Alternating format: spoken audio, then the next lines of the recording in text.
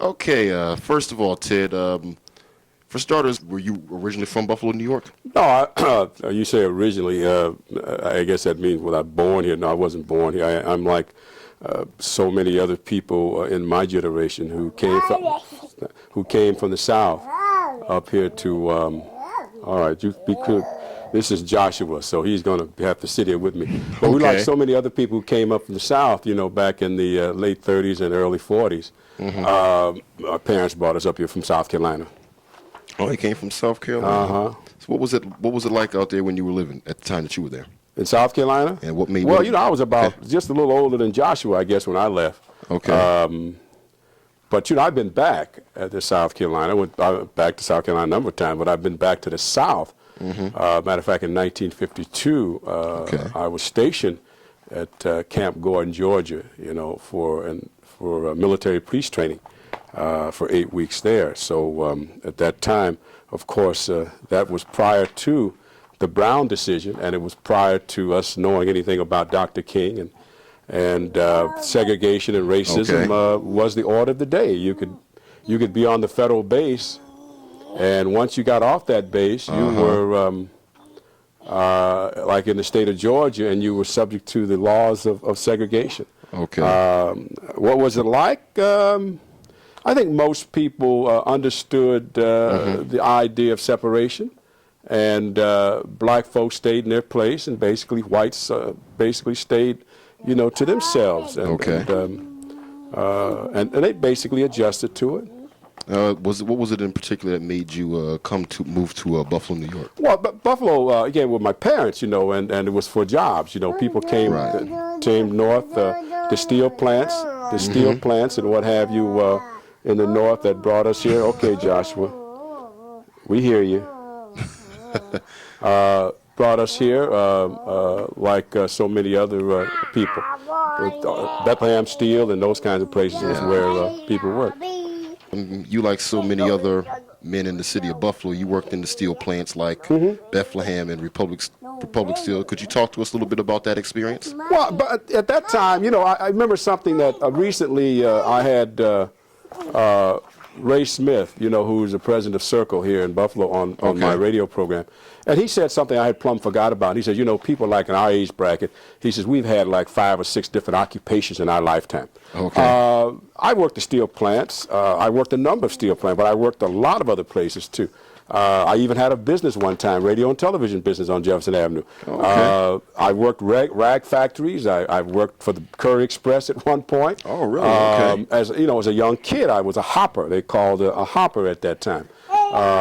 And I worked at American Car Foundry, Twin Coach. So I did a number of different jobs, you know, before I ever, you know, arrived at the police department. I was at Chevy.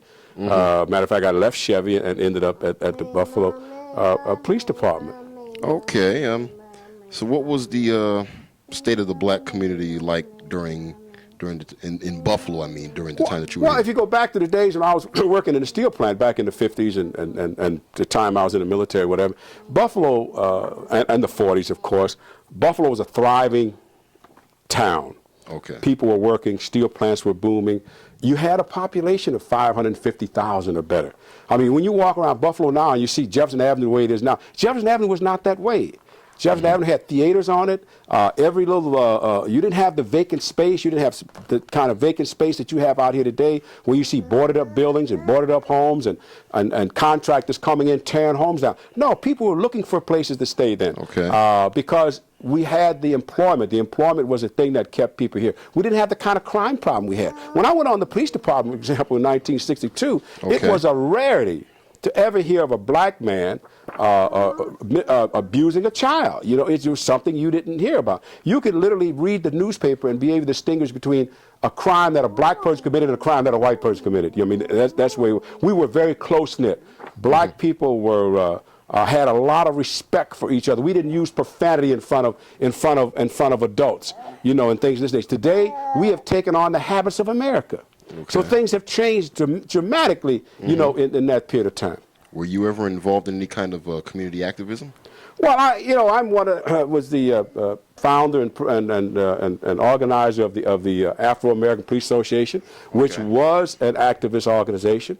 We took some very key positions against police brutality in this city. We also got involved with recruiting black policemen and firemen. We filed a lawsuit, and so, yes, and we worked along with the Bill Association and others at that time.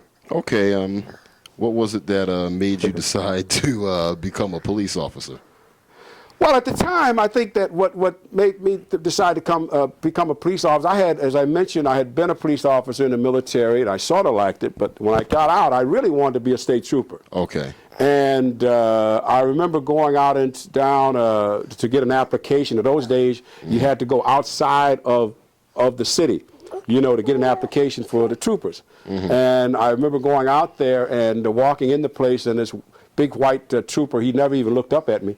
I think he saw me coming in, and he says, "What do you want?" And I said, "I want an application. I want to, for state police." He says, "You're not qualified." And I said, "What do you mean? What's the qualification? You have to be a high school graduate." I said, "Well, I have that." He looked up at me then and he said, "You didn't hear me. I told you you're not qualified." Well, those are the days when they weren't. This is New York State now, when they were not taking blacks in the state police. Late 50s. They didn't really start taking blacks in the state police until Governor Rockefeller became governor. Under Governor Harriman, who was a Democrat, so many black folks run around and giving glory to the Democrats. He, wasn't taking blacks into the state police. It was, Rockefeller opened the state police up for blacks. He also opened up the educational institution. For a lot of low-income people, and made UB at that time was a private institution, and made it part of the state university system. Okay. But it was a combination of that experience as a police officer in the military, and also the fact that I wanted a job that gave me some sense of being, some sense of mobility, some sense of accomplishment, and I had again, I thought police work was part of that. Okay, talk to us about. Just for in case our viewers are wondering, we're accompanied by Ted Kirkland's grandson, Joshua. Yeah. So he's providing some entertainment for us. Well, yeah, Joshua is my only grandson, and I'm sort of doing a little babysitting here today because my wife had to run out. So, and I had this all planned for a certain time, and so we sort of got a little delayed on the time factor. But Joshua is, that's what it's all about now. It's all about young kids like this. What are we going to do with this city? What are we going to make it, for that next generation? They talk about we've lost 2 generations of individuals, and I certainly don't want to lose this generation, And so whatever we can do now, it's going to impact heavily, on someone like Joshua, and that's the name of the game. We have to think in terms of our youngsters, and not so much about the here and the now, but the future.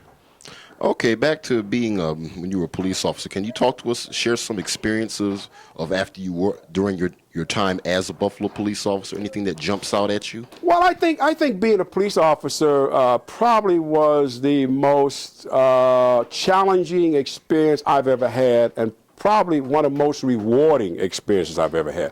Being a police officer, I think, if you do the job right, is a very powerful position to have. You have the power in your hands whether to arrest someone or not to arrest someone. You have the power in your hand to impact on a family situation. That's a lot of power to give an individual. It doesn't mean you have to go out and lock up everybody. It means that you can take little Johnny home and to his parents and maybe keep him from getting a police record. I think I've done a lot of that in my lifetime. I have now, every now and then I may run into someone that, I did that for. And I remember down in D.C. and I was in the airport, and this young man came up to me about 5, 6 years, no, a little longer than that now, about 10 years ago, or better, and said to me that, told me who he was, and you probably don't remember me, but you're partly responsible for me being a lawyer today because you took me home a few times and helped my parents get on my behind, and it kept me out of trouble. And if anything I could ever do for you, let me know. And things of that nature. I had a number of young people who've approached me, in that respect. So it's those kinds of things that we can do for our own community. It's planning. It's being proactive. It's being looking for the future, not just for the here and now. Too often now, what we end up with, too many black policemen today are not doing that, and we have some nice ones out there, some good cops out there, I think the community needs to recognize them a lot more. But we need to impress upon a large number of our, especially our black officers, because that's what we were fighting for when we filed a lawsuit, was for black police officers to be a part of the community and help save us from this racist system. This is a racist system. There's no ifs, ands, or buts about it. And the deal there is that we must understand that racism and be able to cope with it. And that doesn't mean that everything that happens is racist. Now, that's not the point I'm making. But it is a racist system, and we must be able to deal with it. Okay. In 1967, one of them. 67? 67. There were some riots that took place. Could you take us back to the riots that took place in the black community? I believe they happened around Jefferson and Sycamore. Could you share some of your experiences, at least from a police or memories from a police officer's perspective during that time? Well, I call it a disturbance. I don't think Buffalo has had a good riot. It didn't have a good riot. Okay. It was a disturbance. I think I was probably the first casualty of it. I think I was the first one to get hurt.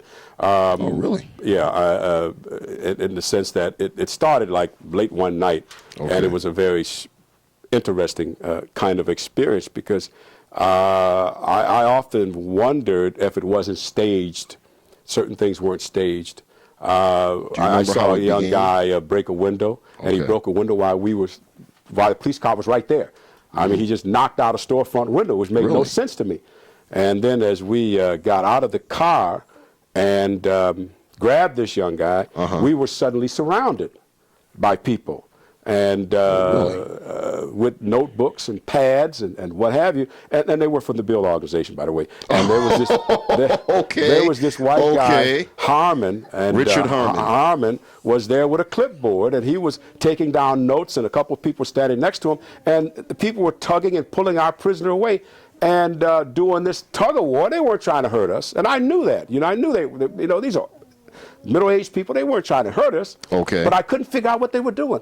And so doing this tug of war, I ended up injuring my shoulder, strained it, and so I ended up off duty the following night, and the following night when the bricks and everything started. See.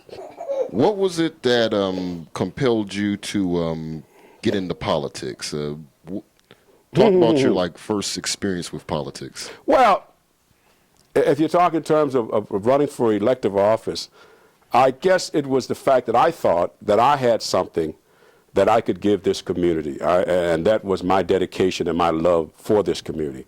And I thought that was unique. I didn't see that in a lot of other people. But the community never wanted me, so I was never elected. I ran 3 times. I've never had the endorsement of any of your major political leaders here in this town. Which offices even did you though run I've for? endorsed many of them many times, or helped them, or really? when they ran for mayor, or whatever, but they have never supported me against any of the white candidates that I ran for. I didn't really learn politics or understand politics until after I quit running, and that's when I started writing. Because when I was running, for that office, I think I was very naive, and I'll be very honest with you. Politics is a filthy, corrupt kind of game, and in this town of Buffalo, New York, white folks control all these Negroes in office, and most of the other people that run around here and call themselves your leaders. That's why you don't see progress. And I don't understand why a community would continue to keep these people in power in office when there is no progress. You see, you keep people in positions when they're proving something. If this was a corporation, there's no way in the world you could make a profit. Right. When you don't see the goods that they're supposed to be producing. So it's totally ludicrous. Right. But, hey, man, what are you going to say? This is what they want, and this is what they got. And they're going to suffer for it. I'm going to fight like hell for Joshua. Right. I mean, if they want to make the school system the rottenest school system in the world, fine. My dollars will go into private education for him. I would have to send him to a public school. You see what I'm saying? You don't even have to live here in the black community. You can certainly move. We work that hard for that. True. Because in this community, man, it takes more than 1 or 2 people. Yeah, it does. Okay, I've noticed that. I've if experienced the that masses myself. don't want to cooperate, there ain't much I can do about it. Right. Which offices were those that you ran for, by the way? First time I ran for office, it was for councilman of the Fillmore district. Okay. The second time I ran against Tony Masiello when he was a senator. Oh, really? And that was in 1984. Okay. And it was a very interesting race because you had so many Negroes in this town who was protecting Tony from me. In the sense that I could never get him in a debate, and they hustle him through at certain little meetings in the black community and run him out. And I even had a preacher, went into a church one time, and the preacher in the church said, and happened to be Tony was there too, which I had already been tipped off because I could never get a date to go into that church. Right. And so one of my supporters in the church on the deacon board had told me that Tony had been invited and for me to show up too. And so I showed up, and it was just interesting. The preacher got up and said that says, I have both of them in here now today, and I don't know how to call this race. They're both good men. And then the next thing out of his mouth was, but I don't like anything all black. I like a little cream in my coffee. And this was the minister that said this? Oh, yes. It's one of your very prominent ministers. And, of course, the people go, amen.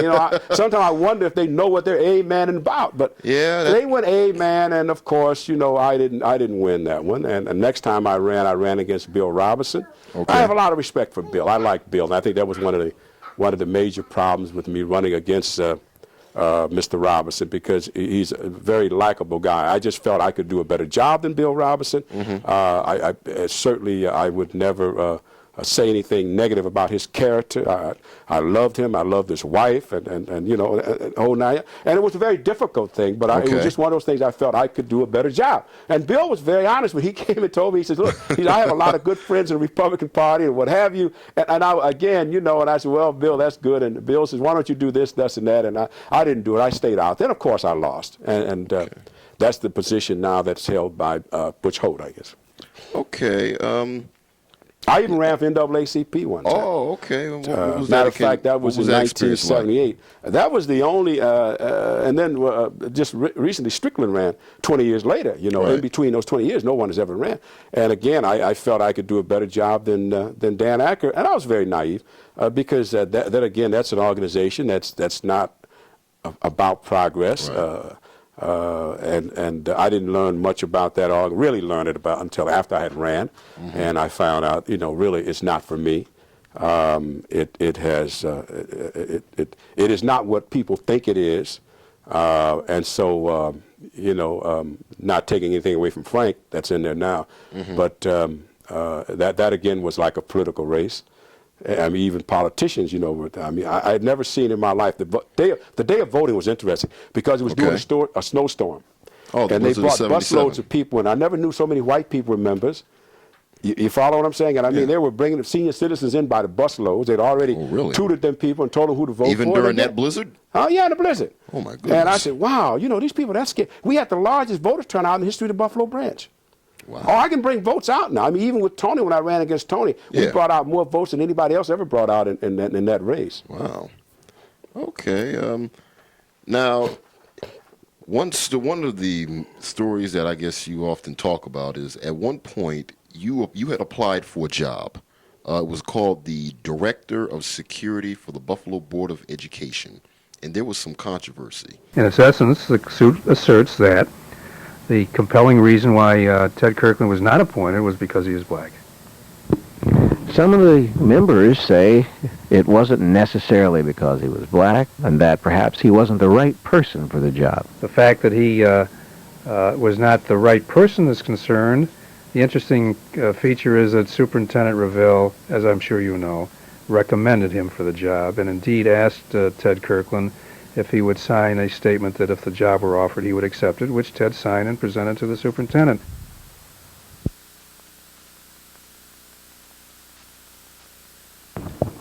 Because he was number one on the civil service list, and I felt he should have the opportunity to perform in the job.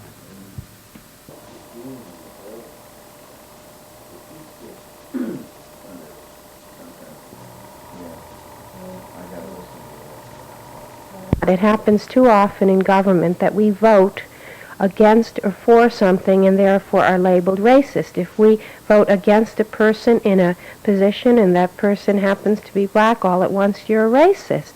People should go beyond the point of color and look at the process and look at the system and look at what we're trying to do. Are you familiar with Mr. Kirkland's politics and so forth? I don't know Mr. Kirkland, and I've never met him, and I'm really not familiar with him as an individual. Can you tell us what your side of that story was? There wasn't really any controversy there. I mean, it was a civil service exam. I was the only black who took that test. 25 white males, or 25, 26 white males took it. I came out number 1. Okay. That blew their minds in this town. They weren't used to black I'm sure people. it did. They weren't used to black folks placing number 1. I have no problem with taking tests. They weren't used to black folks, and especially me. I had a reputation of being too arrogant or being too progressive, whatever you want to call it. And they skipped me and took the number 2 person. Okay. And I think that really didn't hurt me too bad. I think what hurt me more than anything else was that one of the black members on that group, whites had persuaded to go against, persuaded her to vote against me too. And that's the thing that I think that hurt me more than anything else. It was that this one black person would vote against me in order to maintain a relationship, with that white majority. Okay.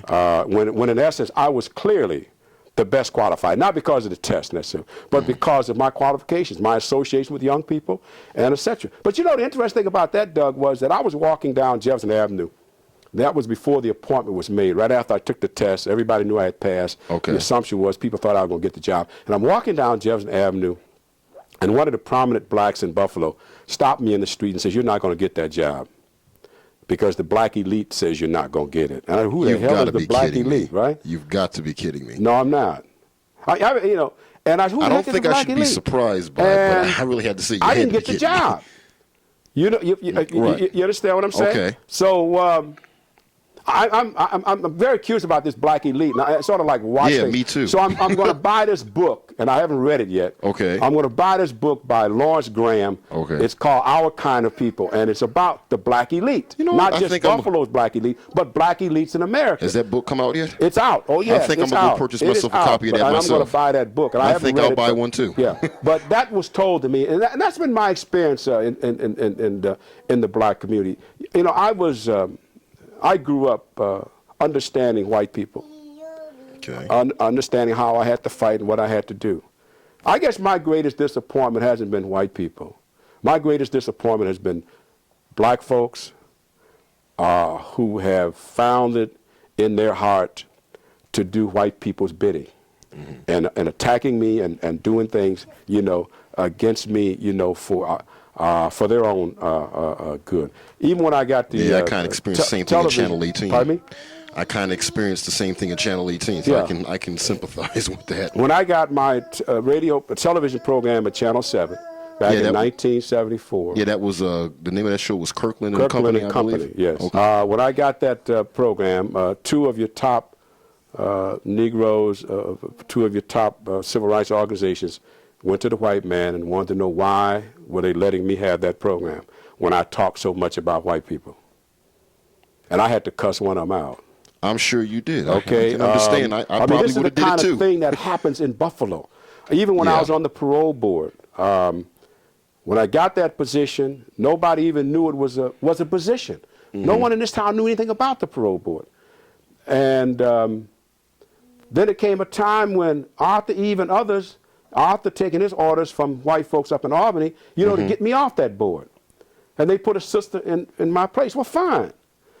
Now, that job has reverted back to a white man. I took it from a white man. Now it's back in the hands of a white man. The black sister that had the job is down in Pennsylvania someplace. No one is saying nothing about that position now in this city. So, my point that I'm trying to make is the politics in this town is nothing more than a slave type of politic. We haven't gained anything. The man is letting a few Negroes have a few jobs. They have no idea what they're supposed to be doing. They have no idea what to do for African American people. And that's a fact of life. And that's a shame. That's why conditions are the way they are in our town. Yeah, I can definitely see it because I look around here enough times to know. But let's move on to your involvement in the local media. Now, your television show was called Kirkland and Company, Right? And it aired on Channel 7. It aired on Channel 7 on Saturday nights at 7 o'clock. Oh, public affairs programming. That's when they had their quality programming. Any kind of memories from that show? Any of your favorite shows you did? It was a very interesting program. I think I was rather naive in those days. I don't think I really appreciated the power that it had. Yeah. I was a policeman at the time too, and that was like my second front job. And I used to go to work, and the kids would be telling me, we saw you, Officer Kirkland, on television, blah, blah. But it really never gelled with me, the power and influence. And I think when I decided to go on the parole board and give that up, there was only one person in this town told me that I was a fool, and it wasn't a black person. Blacks were, I think the blacks were trying to get me off, and I didn't understand that because of their fear of my notoriety or whatever. But it was Tony D. James, and Tony D. James was the president of the PBA at the time. And I'll never forget, Tony said, if you give that program up for that job, you're crazy. He says, that is the most powerful thing you could keep. And I didn't appreciate that at that time. Let's see. Now, another part of your involvement with the media is in radio and print, and under the name of Kirkland's Corner. Basically, as I started with radio back around 1986, I was the host of the Gospel Hour. Okay. That comes on Saturday mornings. And then when I started going to teaching at Hunter College in New York City on Saturdays, I gave that up. And later on, when Lenora Williams came in, as program director, and her and T.C. Smith got together, I ended up with the radio program that I have now. And doing the interim, I ended up, writing for the Challenger and sometimes for the Criterion. Yeah. Well, I know that radio program is largely popular. I've listened to it myself, and you get a number of phone calls, and it gets kind of hot. I've heard it get kind of hot sometimes. Well, thank you. Sometimes you wonder if there's anyone out there listening. It's tough. It's tough. The black media is tough. There's no ifs, ands, and buts about it, because it's very difficult to get our people to appreciate that they have to, pay the freight if they want, to get the kind of reporting and the kind of information that's needed in this black community. Okay. Now, in the print side of Kirkland's Corner, I remember you've wrote many columns, and two that I remember very well happened to focus around the black delis that were taken over by the Arabs. Right. That was a three-piece series. At the time when James Pitts was running for mayor, you wrote a two-part piece on that. Could you talk to us about those two pieces? Well, I think in reference to the delis, as you well know, we go through our community today and we find that we don't own the delis anymore. We don't own very much in our own neighborhood. But yet we seem to want to claim the community. So what we decided to do was to go out and just interview and get some feedback from the Arabs and find out why they were so successful when blacks didn't seem to be successful. So that was one of the main reasons why we ended up doing it. I'm one of those individuals who feel that if this is the black community, we should own everything in it. We should own our delis, and sure, it's hard work. But I come from hard work, so hard work doesn't bother me. I'm surprised sometimes. I think when I look at a lot of young folks, they want to wake up in the morning and make $1 million and with 2 cents worth of education or preparation. I worked my way up, from doing a lot of different jobs. But that was one of the main reasons why we focus in on the Arab stores, was to give the black community an idea of how Arabs can make it. We should be able to make it. Now with the Jim Pitts campaign, I wanted to believe that Jim Pitts was serious about running. I wanted to believe that. And even though I had received information to the contrary, I didn't want to be the one to go out and say to this community, the guy is not serious. Okay, it's understandable at the time. So I went along with it and tried to get the positive things that I saw. I've come to the conclusion that he wasn't serious. I received, if you add, and I think I wrote an article on that, if you add the votes that Jimmy Griffin got and the votes that Pitts got, those votes were more votes than Tony Masiello got. Okay. And I understand that the issue was Jimmy Pitts has been treated nice by the Democratic Party. He was elevated to councilman at large, then elevated to council president, all in 1 year. Right. I think there comes a time when there's payday. You have to you have to pay back. To one that who much is given, much is required. Much of it was that, hey, it was time for you to pay back a little bit. So we need you to run and pull just enough votes out there, keep Jimmy Griffin from getting them. Because if you remember, the black community was very upset with Tony because of the garbage fee. Right. Right. And I understand that they had done some sort of survey and found that 95% of those folks said they wasn't going to vote for him. So they needed somebody out there. And then when Jimmy was running and he didn't participate in the Juneteenth parade, and a lot of stupid things that any good politician, that's like how can the Irishman not participate in the St. Patrick's Day parade? True. Or the Italian can't participate in the Italian American Day. You don't do these things. He did it. Little things. Never show up in Gigi's, just not campaign. Well, we know you show up in so Gigi's you say, all wait the time. a minute, and you try and have a positive attitude, but wait a minute, this ain't right, man. You're right. And I never forgot that, because I wasn't out there for. At first when I'd asked him to come on my radio program, he had totally refused to come on. And this is Masiello, right? Huh? This is Masiello? No, Pitts. Oh, and I had to talk to some of I didn't know people. that. I had to talk to some Pitts' people and say, look, tell him to come on. I'm not going to hurt him. I said, if he comes on, I'll tell you what I'll do. I'll only ask him one question. If he's serious, and I'm going to let the audience handle it. I won't hurt him or anything else. So he finally agreed to come on, and I asked him that one question, are you serious? And he says he was serious and blah, blah, blah. And people accepted that, I think. And I turned him over to the audience. Too. I didn't want to ask him any tough questions or anything of that nature, so and I didn't. But I've been very disappointed in him. He could have been mayor if he was serious. Yeah. He could have been mayor if he was serious. Okay. But I think the IOUs to the party and whatever, he couldn't do it. Were there any other pieces from the Kirkland's Corner column that stick out at you that you'd like to talk about? Wow, I know you've done many of them. Huh? I have done a number of them. I think some article I think I did last year before last, dealing with those two little kids up there, 3 young kids up there in Niagara Falls. I think when the district attorney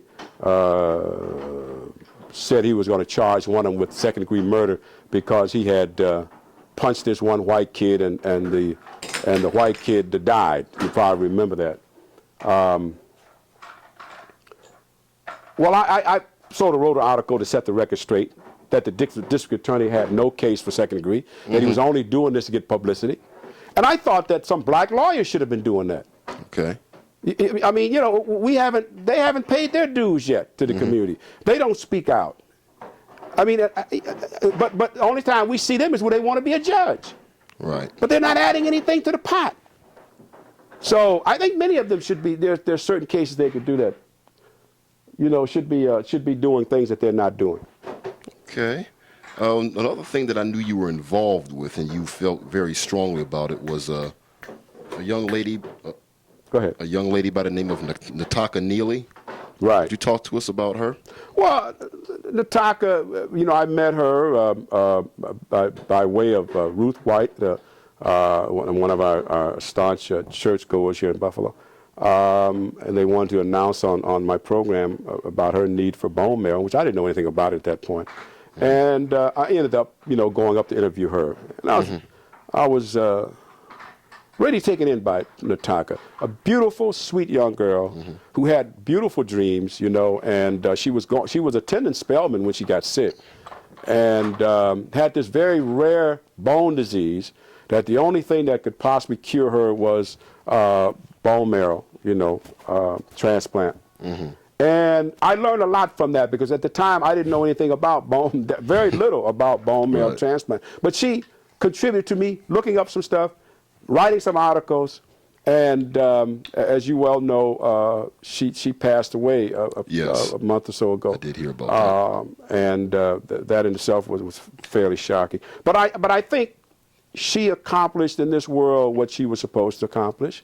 But I guess, if anything, I may have been just a little bit disappointed in our community because we could have done better. We don't seem to respond to the needs of each other. We say we're Christians. There are churches on every corner, but I hate to say it, but there's no Christian attitudes. In other words, they're not doing the Christian work. It seems Ted, to I hate be to interrupt just you, but it seems like basically you're getting talk. Right. Our neighborhood don't have to be the way it is. We should be out there helping our young folks all the time, and anyone else that's really in some very serious needs, other than preachers. Many of them seem to give preachers a lot of money and whatever, and that's why so many of them are basically overweight now, and many of them need to go on a diet, but because they're too well fed, and we need to begin to look at some of the needs of our people. Do some compare and contrast. Can you compare and contrast the local political system from between then and now? Back during those days, years ago, I think we had a lot more dedicated people. I think people then, it was more of a mission for them to be in politics. Today, I think, barring none, I think they're in it because that's their job. They don't have anywhere else to go. I mean, these people today are using it as a job, not as a mission to serve African American people. I think when we go back to the Sherman L. Walkers, some of those individuals that we found some very dedicated. I know that's before your time. Sherman L. Walker, Leland Jones, and those people. I think were a lot more dedicated than the ones we have today. They were school teachers. They were educated. Yeah, I know your mommy's here. Yeah, they were educated. They were school teachers, had professions. Walker was a funeral home director, and then there was Leland Jones Sr. He was also operated a funeral home. So these people had occupations already, and so getting into politics for them was to serve their people. We don't have that today. We have them in there, staying in there for 30 years, and they're in there because it's a job. They've learned how to be very slick. They learn how to lie with a smile. And they learn how to accomplish nothing for 30 years. Right. So, my comparison, I guess that's an indictment to the politics of the day. You look at our neighborhood. You're a young man. You don't remember when our neighborhood used to look good. We used to walk, my wife and I, we used to live on Laurel Street, and we used to walk down Jefferson Avenue, just walking down Jefferson Avenue. Okay, and window shopping and those kind of things was a thrill, was exciting. I mean, how do you say that to young people today when they look at Jefferson Avenue, grew up under these conditions? They don't even know what progress is. They don't even know what this neighborhood should be looking like. This Jefferson Avenue used to look like Hurdle Avenue. It used to look like Hurdle Avenue. I've heard many stories about that. I've never seen it for myself personally, but I've heard about it. I mean, when we keep putting these people in office, what is the measuring stick? What is it that you're saying they have done so well that you need to keep them there? It's beyond me. Okay, could you do a compare and contrast of the police and their relationship with the African American community between then the time that you were an officer and now? Well, I think when we organized our organization, we had a great impact on how police officers would treat black people, because we had taken part of our policy in our organization at that time was that we would not tolerate any form of police brutality. We were an action organization, and our membership would stand up and defend black people, and they would actually take a position. I remember one time a drunk on Jefferson Avenue stopped me one day, and he said, he says, ever since you guys organized, he said, the white police treat us with a lot more respect, because they didn't trust us. They couldn't depend on us to lie for them anymore. We said we weren't going to do that anymore. There's a great difference today. We don't have and I'm not saying none of them have done it, but it's not a standard policy with black officers today. Matter of fact, we have a large, matter of fact, I've been very disappointed in black officers to a degree, in the sense that they don't seem to be creative enough. They don't seem to love their people enough, and maybe that's the best way I can do it. I think too often they rely too much on the training that white folks gave them as to how to treat black people. And I think too many of them come out treating black people the way white folks want them to treat black folks. And that's where you end up with problems. So we're not getting our dollars worth there. You know, we're not getting what we sacrifice for at that. They have jobs, and that's all they're interested in too, is a job. It's not a mission. Usually what it's about nowadays, yeah. It seems like. It's not a mission with people today. And that's why we're on the losing end. And the only time it seems as if they're concerned about who they are is when someone calls them a nigger or something, all of a sudden they realize that they're black. And then they want the whole neighborhood to rise up and protect them. I have never, in my lifetime, ever asked this community to rise up and protect me from anything. Nothing. I've never went into this community and asked them to fight for me for any of that foolishness. It's the last time, okay? Okay? Mm-hmm. But we see people doing that all the time. What's your take on the local educational system? What's my take on the local education? The local educational system. You're talking about the public educational system? Yes. What's my take on it? I don't think I have to say very much. Okay. I think we look at the fruit. Look at our kids out there in the streets. Look at the number of young folks going to prison who can't read and write. I don't. Again, I don't know why we tolerate it. I don't know why we're so cooperating with the destruction of our own children. I don't give a hoot if the superintendent is purple. If your kids ain't getting an education, you should be raised all kinds of hell and taking over them doggone schools. The slick thing about the system of white supremacy is that it will use anybody to carry out its policy. See, black folks can carry out the policy of white supremacy, and they've been doing that very well. And we've got suckered in to believing that every person with a black face is going to do a good job for us. That is not true. So, I'm sorry, but there isn't too much I can say positive about any public service agency when it comes to dealing with people of African ancestry. Okay, the elections are coming up this year, towards the end of the year. I believe the council seats, many of the council seats are up, mostly. Could you, if you can, do you think give us your own outlook for what the upcoming election and campaigns would be like for this year, 1999? I'm not excited about anybody. You want to know the truth about it?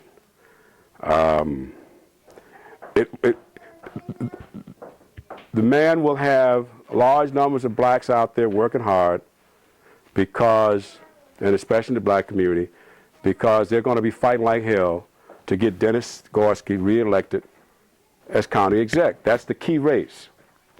That is the key race. Now, in order to do that, they'll probably have a lot of other little races in our community in order to entice black folks to the polls, because they have no respect for black people. They know that when black folks go to poll, and let's say you're running, Brother Rufford, okay, and you're able to pull out a lot of black folks, they understand that when black folks go out and vote for you on the Democratic line, that they go all the way across. And so they'll take in the devil and his mama and his grandmama if they're on that line. See, they understand, they have this thing down to a science. Yep. My argument is, and I say to black people, we have yet to play politics. Adam Clayton Powell was probably one of the greatest strategists, political strategists that ever lived. And he was not dedicated to the Democratic Party. He would switch and have his people vote on the Republican line sometimes. All depend on which party would give them the most? Which one would cut the best deal? And that's what black folks should be. Black folks should be switching. This stuff for staying in the Democratic Party and looking at your neighborhood the way it looks right now, and you can't get black folks to tell you what it is that they're in it for. Because you can't show it to me. Basically, when you look at black people who say they're in the Democratic, you find people complaining and crying all the time. If it was so good to them, why are you complaining and crying all the time? It hasn't done nothing for them. They need to learn how to vote. Sometimes you need to go on that Republican line. That's where the best candidates might be. They got no business on no Democratic line all the time. But you have people running around here and convince them that they shouldn't even listen to Republicans, man. That's that slave thing again. People creating slaves, where black folks are even afraid to even be seen listening to a Republican say anything. What would you? Okay. Okay. What would you say to our future local leaders that are up and coming? I would say, you know, if you're talking in terms of being a future leader of African people, learn African people. Learn who you're dealing with. Learn to love them. Be willing to sacrifice for them. Sacrifice, sacrifice, sacrifice. That's the main thing. You have to be willing to sacrifice if you're willing to represent African people. Never get yourself caught out there with the dollars. The man always got a few dollars to wave at you. If that's all you're in it for, you'll never represent black people. He'll always give his favorites, overseers and others, nice little chump change. But the masses of folks will not get anywhere. I say to black people, we have to become more proactive, not so much reactive. Learn how to plan. Learn how to analyze problems and come up with solutions. Not just wait till someone else comes up with a solution and then complain about that solution. One of the things we had when I was president of Black Police, we set a policy that I got this policy through, and I knew I had to get it through. And that was that anytime a member was to come up with an idea, no other member would shoot this idea down unless he had a better idea. Because, you know, as black folks, sometimes we'll just be critical to be critical. You know, it's not that we have a better idea, it's just that I don't want to see that, I don't want to see what he said get through. Now, and we need to practice that wherever we go. If I come up with a good idea that's good to me and I throw that on the table and you don't like it, fine, and say you don't like it, but while you say you don't like it, come up with a better idea. Don't just say you don't like it, period, without any other solution. We have a lot of planning to do. We need to be conditioned to be more proactive, to be planners and not just reactive to everything. And everything we can't blame on race or racism. It's true. Okay? Some things you blame on your own initiative. I read in the New York Times Sunday or Saturday about the great demand for construction workers, that there's a shortage of workers in the construction field. And they talked about, but a lot of folks don't even know what a hammer is. That's why we got these little things for Joshua around here. So he knows what a hammer. I can tell him bring the hammer now. He'll bring a hammer. But you'll be surprised if many of our people don't know what hammers and saws, planes, and these kinds of things are. And so they don't have any skills even going into construction. Education is important. In this country, it's almost free. Go to places in Africa, you have to pay to go to elementary school. Okay? There's no reason why parents should let kids lay it out at home, skip school, or just quit school and stay out of school and expect to make it in this society today. This society is getting to be more technical. It's an information age. You need information. That's right. People need to learn computers. It's a thing of the future. Yeah. They better learn computers. You got to learn computers. It's a thing of the future. You know, we talk about elected officials here. I have yet to hear any of them come out and say anything about Y2K. What's going to happen? What are some of their plans? Or do they have any? See? But we have to talk about getting people better educated. Okay, man. Bye-bye. Take care here. See you later. See you later, Joshua. Okay. All right. Bye-bye. Okay. Now, in closing, and we sure saw enough of him in the interview. Talk to us about what it's like to be a grandfather. You said that's your first grandchild. That's the first and only one I had. It's a great experience. I think it's a great experience. It's another stage in life. Right. You know, I think when you began, I'm 65 years old now, so when you start out in life, you go through certain stages in life. You know, and I've been through a number of stages, and this is another stage in life, and it's a stage in life that I enjoy. Mm-hmm. I've been very fortunate, or whatever. I worked hard, but I've done a lot of things in life, and I have no regrets. I can't say white folks kept me from anything. All right. Yeah. You understand what I'm saying? Mm-hmm. I mean, there might be some things I didn't get, but white folks, you know, I'm not blaming all that. I'm just saying that there are things I accomplished that I didn't expect to accomplish. Right. And we had an experience, I'll give you this right quick. My wife and I went down to Tampa, Florida last September. And what had happened was I had gotten some information, had been invited down by some members who were organizing fellas that I had been in the military with in 1954. And they were bringing, I was in the 422nd Air Police Squadron in Nagoya, Japan. And they were searching around through the internet everywhere, trying to find former members, and we had a gathering, and this is what it was about. And they got some members, they had been doing this since '86, but they didn't catch up with me until '97. We went down to Tampa, Florida, met with these white guys I hadn't seen since 1954 when we were all 20 years old, 21, 22.